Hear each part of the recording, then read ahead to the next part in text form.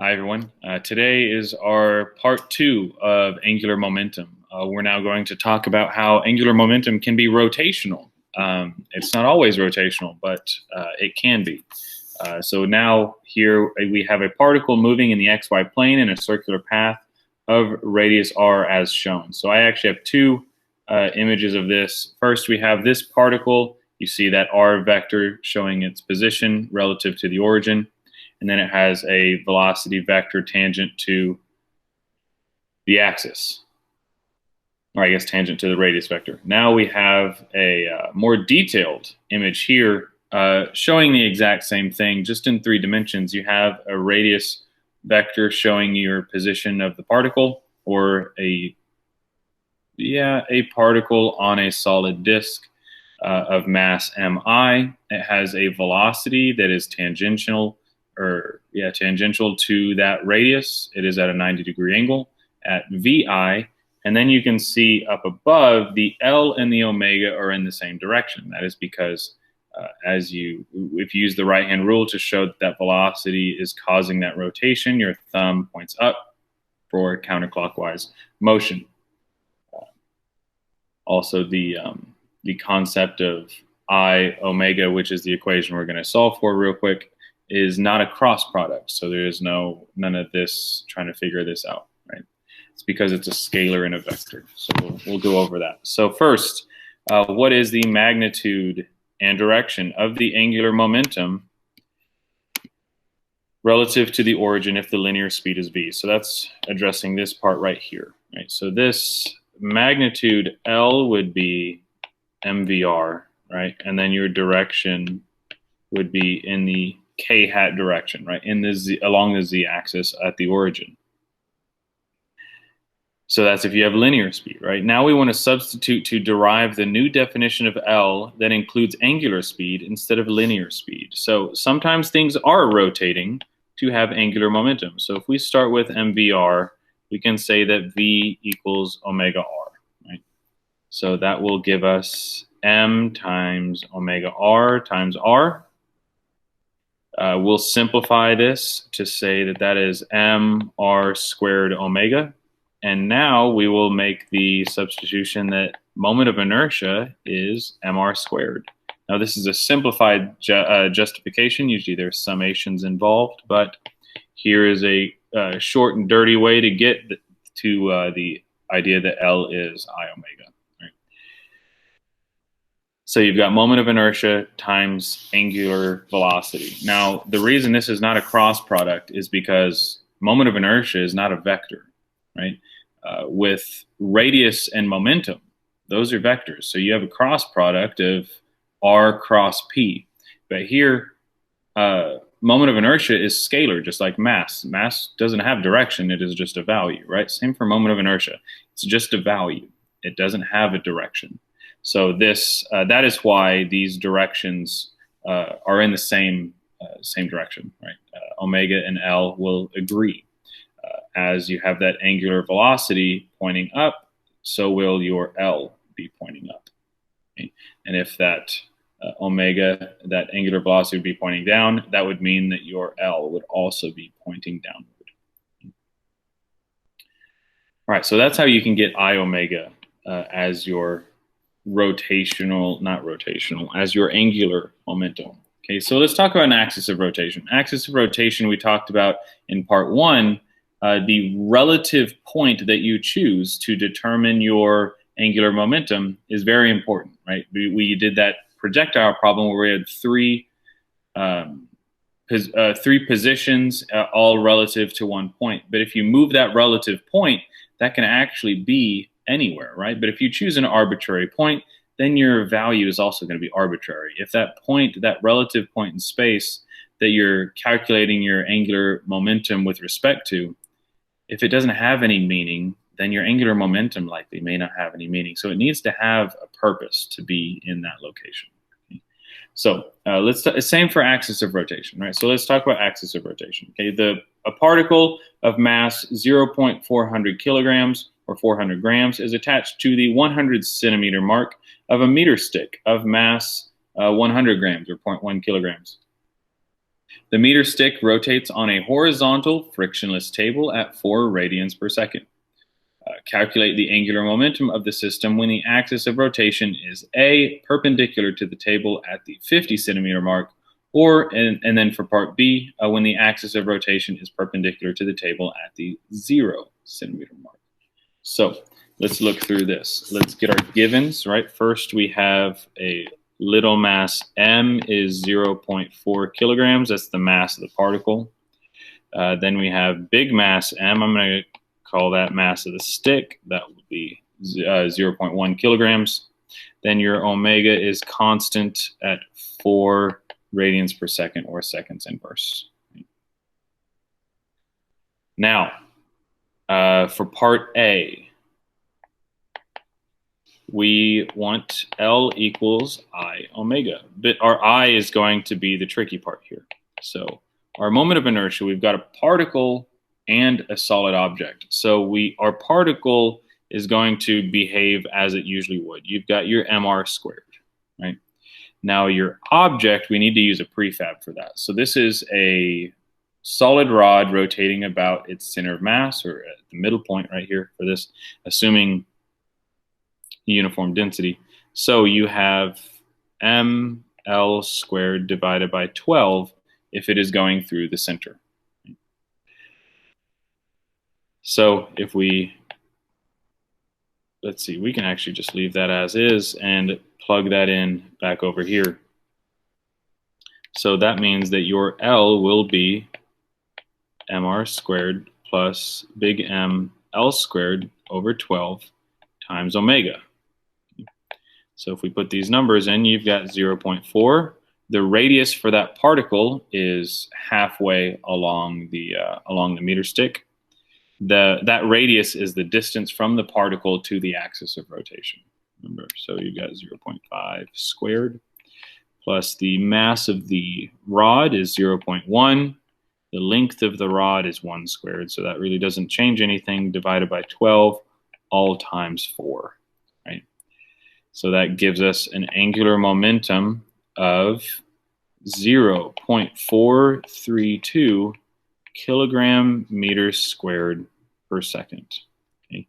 And if you want to include the direction, I don't believe it asked, but the direction would be in the k hat direction, assuming that the horizontal is measured in the x and y, which wasn't stated, but we're going to assume that. All right, now for part B. Now that meter stick is going to rotate about its 0 centimeter mark. So same L equals I omega, but the I is going to be different here. Okay? We're still going to use mr squared. That radius is going to change. But here we also have a rod rotating about its end, which is not ml squared over 12. It's ml squared over 3. So we will use that to say mr squared plus ml squared over 3 times omega. So let's put our values in. You've got 0.4. Now the radius is not 0.5. It's 1, right? The distance from the axis of rotation to the particle is a full meter now. So that is 1 squared plus 0.1 times the length of 1 squared. But now it's divided by 3 instead of 12, all multiplied by 4, right? So now this becomes 1.732 kilogram meters squared per second in the k hat direction. Now, we can see that there is a vast difference, a very big difference between those two, right? So what we did is we doubled the radius of this particle, right? Doubled the radius of the particle, and the prefab as a result also changed. Now, part C asks us to divide those two answers. Divide your answer from B by your answer from A and explain that ratio. So for part C, if we take 1.732 and divide by 0.432, you will get a ratio of 4, meaning that the angular momentum for B is 4 times the angular momentum for A.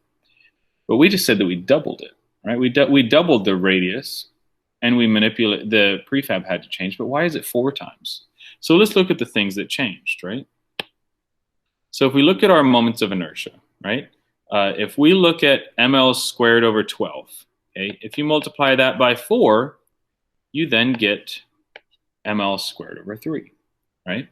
Also, our radius changed. Our radius here was 0.5, but that quantity was squared, giving us 0.25. Here, our radius is 1, which if you square, just gives you 1. So this also results in a times 4 factor. So when you have addition, usually we're looking at, F equals ma. You just have multiplication all the way through. If the acceleration increases by a factor of 4, then force increases by a factor of 4, right? But this is not as straightforward because there's addition involved. So since L has this mr squared plus, let's say ml squared over 12 times 4, okay? Well, the 4 is the same for both, okay? The mass is the same for both. The things that changed are the R and the L squared over 12 ratio. So here, your R squared has a difference of times 4. And your L squared over 12 also has a difference of 4. So since both terms are different by a factor of 4, that means that your answer will be different by a factor of 4. Okay? So what we did is we doubled the radius, which ended up being squared, and that quadrupled your angular momentum, okay? Which you would also be able to see if we dissected that prefab. Doubled the radius, then you're going to get a quadruple out of that as well. So that is why your angular momentum can change drastically by changing that axis of rotation, or in a broader sense, if you extend the distance from your object. Remember when we were doing the relative part, if you extend the distance from your object, or that radius vector, if you extend that, that's going to drastically change your angular momentum. But when you're talking about rotation in angular momentum, if you double the radius, you're going to get a quadruple result in your angular momentum. All right. Now we've got some meaningful practice. Okay? First, we're going to talk about a spinning bowling ball. Okay? We want to find the angular momentum for a 6 kilogram bowling ball with a diameter of 21.5 centimeters that is spinning at 10 revolutions per second. So for number 1, I'm going to get our givens down here. Mass is 6 kilograms. Radius would be 21.5 centimeters divided by 2, which is 10.75 centimeters. We'll use meters instead when we do our math. And the omega is 10 revolutions per second, but we don't want revolutions per second. We want radians per second. So 1 revolution is 2 pi radians. Those revolutions cancel out. So then you get 20 pi seconds inverse for your omega. All right, now for our angular momentum, we want I omega. Okay, our I, we're going to assume this is a solid sphere. So we're going to ignore those finger holes in the bowling ball, right? So you've got 2/5 mr squared. And then we will multiply that by our omega. So let's put all of that in. You have 2/5 times the mass is 6 kilograms times the radius, which would be 0.1075 meters squared. So that's your 2/5 mr squared times your omega, which is 20, not meters, pi. Oh, and that is seconds inverse. I'm sorry. Just trying to keep my units all in here. Seconds inverse. Okay. So when you multiply all of that through, you're going to get approximately 1.74 kilograms square meters divided by seconds. So that is your angular momentum, right? We don't have that defined, right? We don't know that it is only rotating in the X and Y. I guess and right here it does show it's only rotating in the X and Y. So we could throw a K at the end of that. There's your K hat. All right, so that is a spinning bowling ball. Now, question 2 is a concept question. Why do experienced bowlers put spin on the ball? So first, the main reason is that they put spin on the ball is because when you want to strike, okay,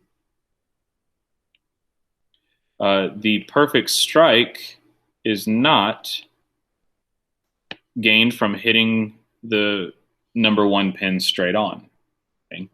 That's going to cause some quite uncontrolled chaos, and you are not really guaranteed or even have a great chance of getting your strike.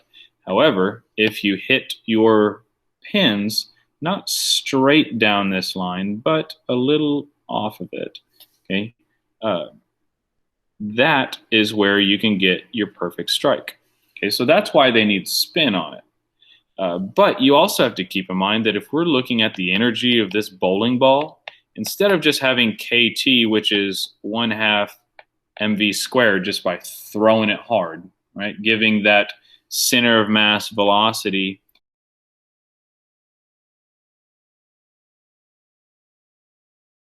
high rotational kinetic energy. That comes from 1/2 I omega squared. So that can actually add additional kinetic energy to your problem. So that is why you can have a experienced bowler putting spin on the ball. Right? You have increased kinetic energy. You also are able to get that perfect strike by hitting the number 1 pin at an angle instead of hitting it dead on. Right, now for number 3, we have a father of mass MF and his daughter of mass MD sit on opposite ends of a seesaw at equal distances from the pivot at the center. The seesaw is modeled as a rigid rod of mass capital M and length lowercase l. We can't use capital L for length anymore when you're doing this kind of problem because capital L is angular momentum, right? So length of lowercase l is pivoted without friction. At a given moment, the combination rotates in a vertical plane, so not horizontal rotation, but vertical rotation, with an angular speed omega. Find an expression for the magnitude of the system's angular momentum. So we're going to solve this problem using the same method we did last time for the bowling ball.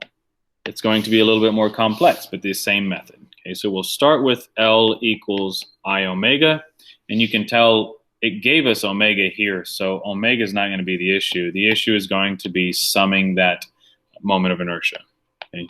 So when we find the moment of inertia here, we have the moment of inertia of the father. Let's do the seesaw first. So that would be big M, little l squared, about the center of mass, so that would be 12, right?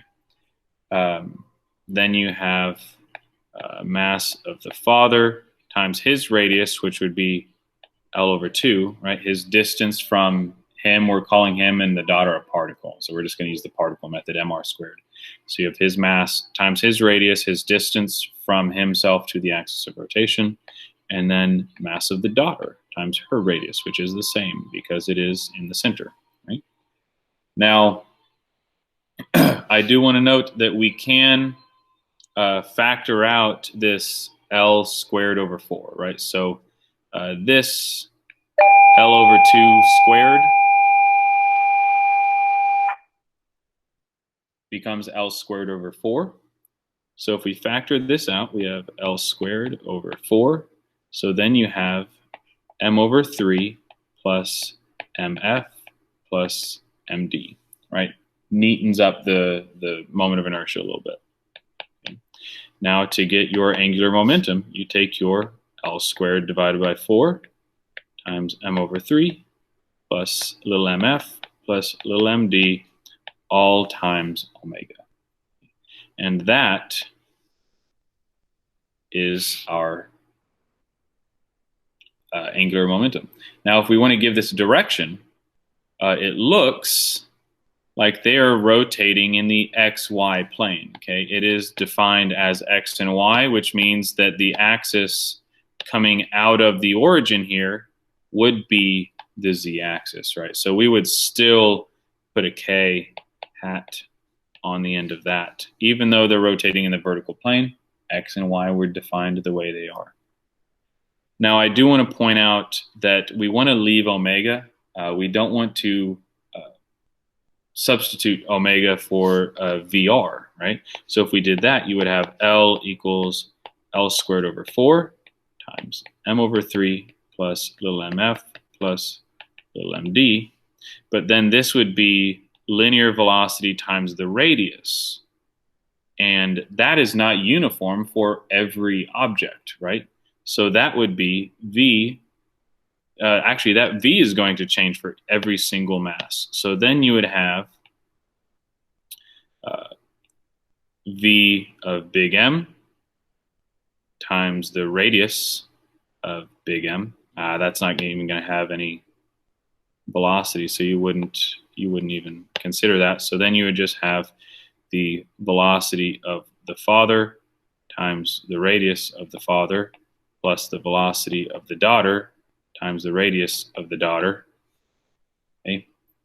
But that also doesn't account for the motion of the entire seesaw, right? So like I said, if you did the velocity of the big mass, what radius would you even use for that, right?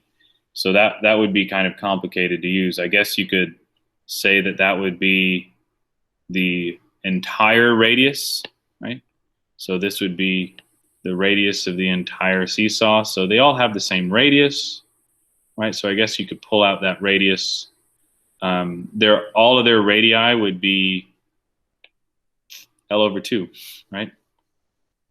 So if we say all of their radii is L over 2, then you have L squared over 4 times M over 3 plus MF plus MD, all times L over 2 times the velocity of the father plus the velocity of the daughter plus the velocity of the entire object, right?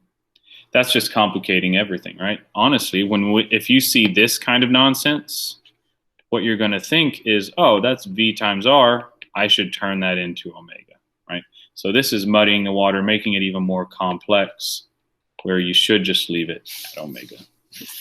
All right, so that is how we can solve this more complex system of a seesaw. Excuse me. So that is going to wrap up this video on angular momentum, and we're going to continue on in our next video to talk about the change of angular momentum.